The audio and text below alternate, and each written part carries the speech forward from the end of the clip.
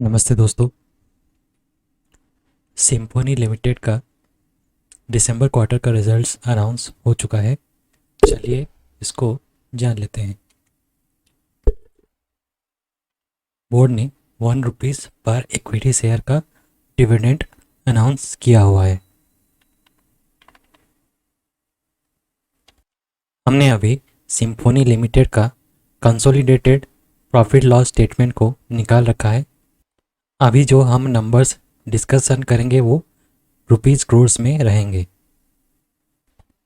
Company का दिसंबर quarter का total revenue 212 crore रहा, जबकि पिछले साल के दिसंबर क्वार्टर में कंपनी का टोटल रेवेन्यू 225 करोड़ था और पिछले क्वार्टर सितंबर क्वार्टर का टोटल रेवेन्यू कंपनी का 229 करोड़ था। अब इन आंकड़ों को अगर जब हम कंपेयर करते हैं तो हम देख सकते हैं कंपनी का जो ईयर ऑन ईयर के बेसिस पे जो रेवेन्यू रहा वो 5.78% से डिक्लाइन हुआ है और क्वार्टर ऑन क्वार्टर के बेसिस पे जो रेवेन्यू रहा वो 7.42% से डिक्लाइन हुआ है। पर अगर 9 मंथ एंडेड रेवेन्यू को हम देखेंगे तो 9 मंथ में कंपनी का जो रेवेन्यू रहा वो 679 करोड़ रहा, जबकि पिछले फाइनेंशियल ईयर के 9 मंथ्स में कंपनी का टोटल रेवेन्यू 586 करोड़ था और पिछले फाइनेंशियल ईयर में कंपनी का टोटल रेवेन्यू 931 करोड़ था। अब हम एक्सपेंसेस को देखते हैं। दिसंबर क्वार्टर में टोटल एक्सपेंस 184 करोड़ रहा। पिछले फाइनेंशियल ईयर का दिसंबर क्वार्टर में 191 करोड़ था और सितंबर क्वार्टर में इस फाइनेंशियल ईयर के 189 करोड़ रहा, जबकि अगर हम 9 मंथ एंडेड रखेंगे तो इसमें 601 करोड़ है अभी तक और पिछले फाइनेंशियल ईयर में ये 530 करोड़ था। तो ये टोटल एक्सपेंसेस को अगर हम कंपेयर करते हैं तो हम देख सकते हैं कि ईयर ऑन ईयर के बेसिस पे जो टोटल एक्सपेंसेस है वो 3.66% से घटा है, जबकि क्वार्टर ऑन क्वार्टर के बेसिस पे टोटल जो एक्सपेंसेस है वो 2.65% से घटा है, जो कि अच्छी बात है। अब हम total comprehensive income for the year या period total comprehensive income for the quarter को देखते हैं।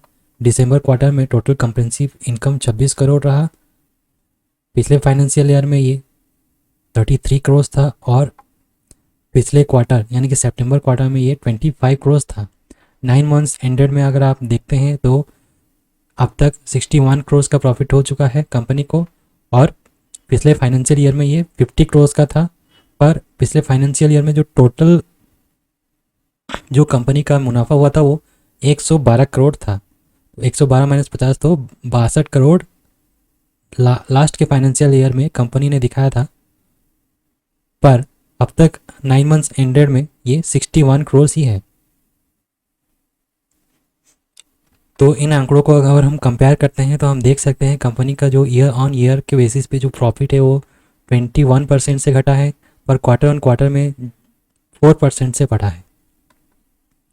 अब अर्निंग पर शेयर को अगर हम देखें तो दिसंबर क्वार्टर में ये 2.96 रुपीज़ रहा और पिछले फाइनेंशियल दिसंबर क्वार्टर में 3.91 रुपीज़ था और सितंबर क्वार्टर में ये 4.32 रुपीज़ था। और इसको भी अगर हम कंपेयर करें अर्निंग पर शेयर को तो हम देख सकते हैं ईयर ऑन ईयर के बेसिस पे ये 24.30% से घटा है, जबकि क्वार्टर ऑन क्वार्टर के बेसिस पे ये 31.48% से घटा है।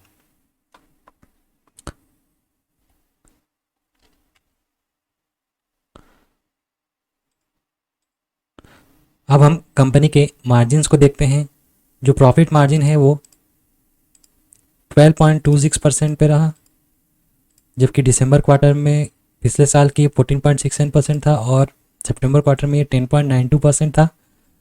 अगर इसको कंपेयर करें तो आप देख सकते हैं जो प्रॉफिट मार्जिन है वो क्वार्टर ऑन क्वार्टर के बेसिस पे 3.75 बेसिस पॉइंट से बढ़ा है, जबकि ईयर ऑन ईयर में ये 2.40 बेसिस पॉइंट से घटा है। तो दोस्तों ये मैंने सिम्फनी लिमिटेड का टेक्निकल चार्ट निकाल रखा है, कैंडल स्टिक चार्ट, और इसमें जो कैंडल्स है वो 1 वीक है, मतलब वीकली चार्ट मैंने निकाल रखा है।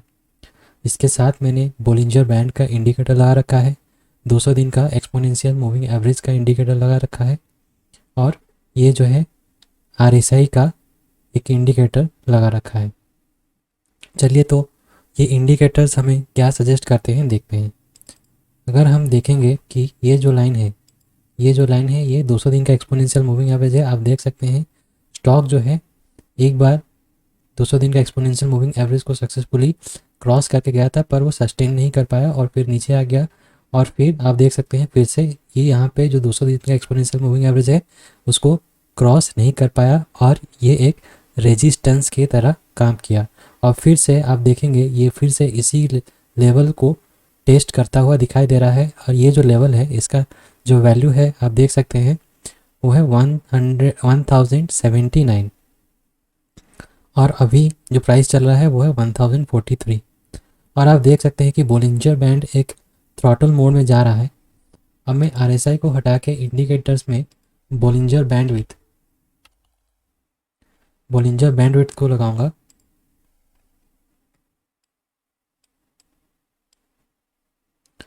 आप देख सकते हैं कि बोलिंजर बैंडविड्थ जब कम होता है तो आप कह सकते हैं कि मतलब ये एक थ्रॉटल मोड रहता है। उसके बाद एक इधर अप मूव या फिर एक डाउन मूव आता है। तो आप देख सकते हैं यहाँ पे एक बोलिंजर बैंड थ्रॉटल हुआ था, बैंड विड्थ का वैल्यू कम हो गया था, फिर उसके बाद स्टॉक में एक डाउनफॉल दिखा। वही चीज़ अभी हो सकता है क्योंकि अभी बोलिंजर बैंड विड्थ का वैल्यू बहुत कम है और बोलिंजर बैंड थ्रॉटल है और 200 दिन का एक्सपोनेंशियल मूविंग एवरेज को ये टेस्ट कर रहा है और बोलिंजर बैंड के भी ये अपर लेवल पे है। तो अगर ये 200 दिन का एक्सपोनेंशियल मूविंग एवरेज को सक्सेसफुली ब्रेक नहीं करता है आने वाले दिनों में, तो यहाँ पे एक डाउनफॉल हमें दिखने को मिल सकता है, जिसमें कि हमें ये जो लेवल्स हैं 825 का लेवल जो कि एक मल्टी ईयर सपोर्ट है, ये यहाँ तक आ सकता है।